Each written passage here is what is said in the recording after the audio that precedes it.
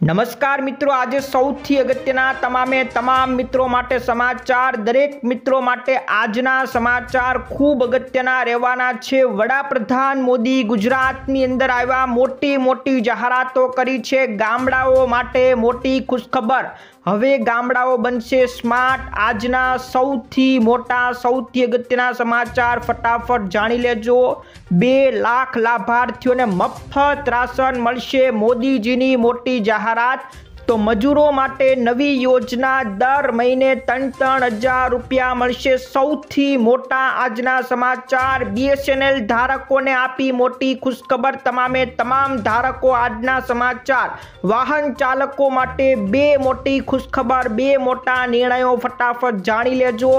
આખા ગુજરાતમાં લાગુ થશે નવો કાયદો, પોર્ટલ બનીને તૈયાર થયું છે। શું સમાચાર છે, તમામ સમાચાર આજના વિડીયોમાં જાણીશું।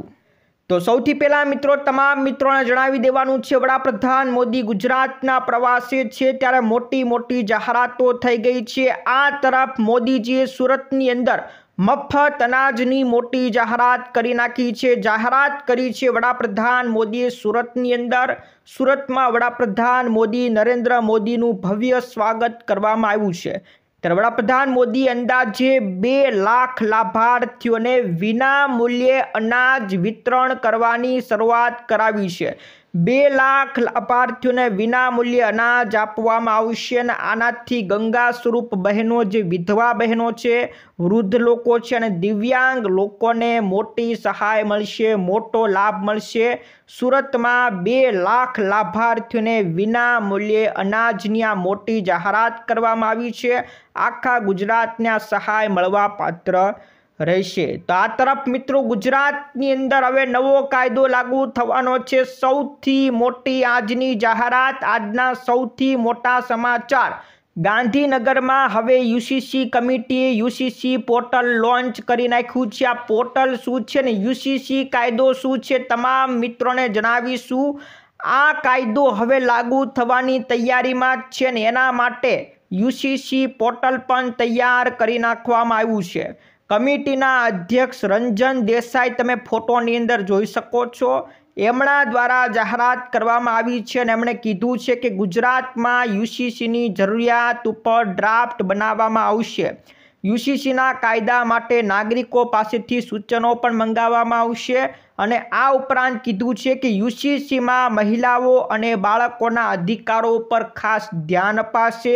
લગ્ન અને છૂટાછેડાના નિયમો દરેક સમાજ માટે એક સરખા રહેવાના છે। આખો નવો કાયદો આખા ગુજરાત માટે લાગુ થવાનો છે। હિન્દુ હોય કે મુસ્લિમ, દરેક માટે આ કાયદો લાગુ થવાનો છે। લગ્ન હોય કે છૂટાછેડા, દરેકનો નિયમ એક સમાન રહેવાનો છે। બાળકો અને મહિલાઓ માટે પણ નવો કાયદો લાગુ થવાનો છે। તો ટૂંક સમયમાં નવો કાયદો લાગુ થવાનો છે અને આ માટેનું પોર્ટલ પણ તૈયાર થઈ ગયું છે। સૌથી મોટા સમાચાર, આખા ગુજરાતના સૌથી મોટો નિર્ણય રહેવાનો છે। ત્યાર પછીના મિત્રો, મોદીજીએ ગુજરાતમાં ફરીવાર આપી મોટી ભેટ। ગુજરાતમાં પ્રવાસનો આજે બીજો દિવસ છે ત્યારે આજે નવસારી જિલ્લામાં વિવિધ કાર્યક્રમમાં હાજરી આપવાના છે।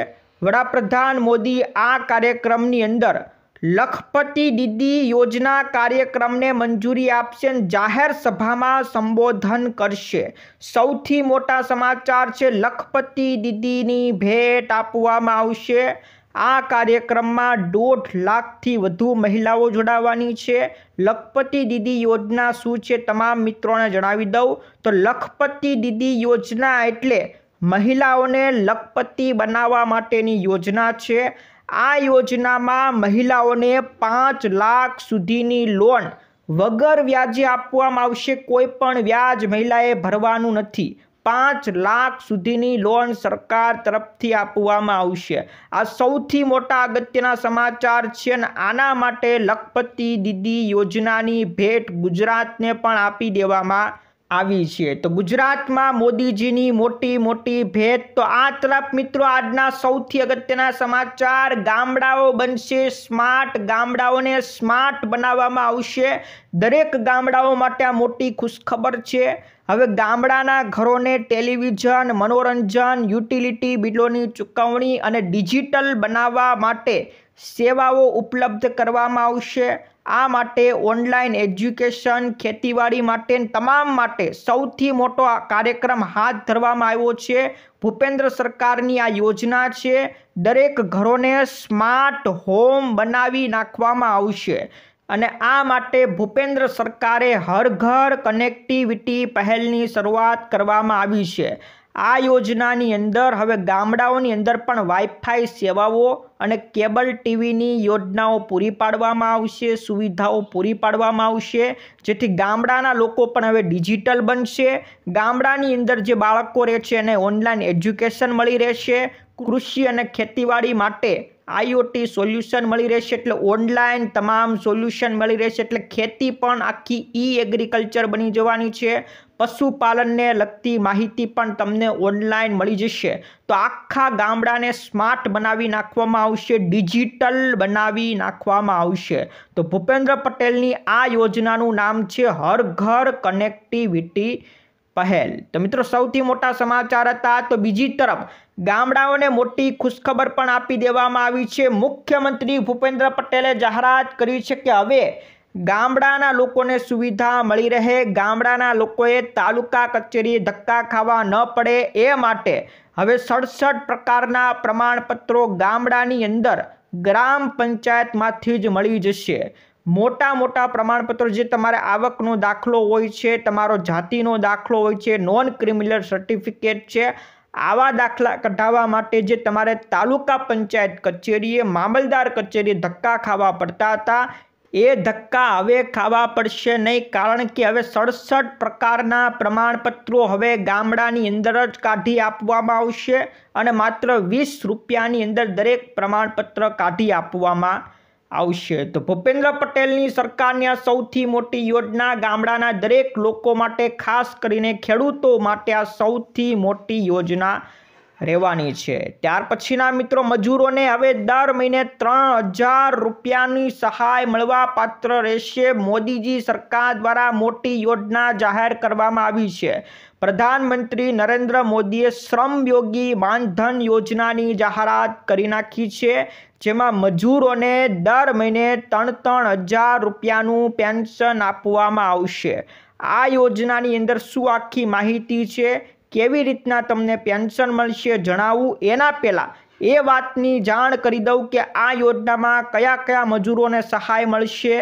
જે શેરી વિક્રેતાઓ હોય છે, લારી આંકતા હોય છે, મધ્યાહન ભોજનના કામદારો હોય છે, ખેત મજૂરો હોય છે, ખેતીમાં મજૂરો તરીકે કામ કરતા હોય, મોચી હોય, કોઈ કચરો ઉપાડવાવાળા હોય, ઈંટ ભઠ્ઠા કામદારો હોય કે જે કડિયા કામ કરતા હોય, રિક્ષા ચાલકો હોય, ધોબી હોય, બાંધકામ કામદારો હોય, બીડી કામદારો હોય, ચામડાના કામદારો હોય, આ તમામ મજૂરોને સહાય મળવા પાત્ર રહેશે।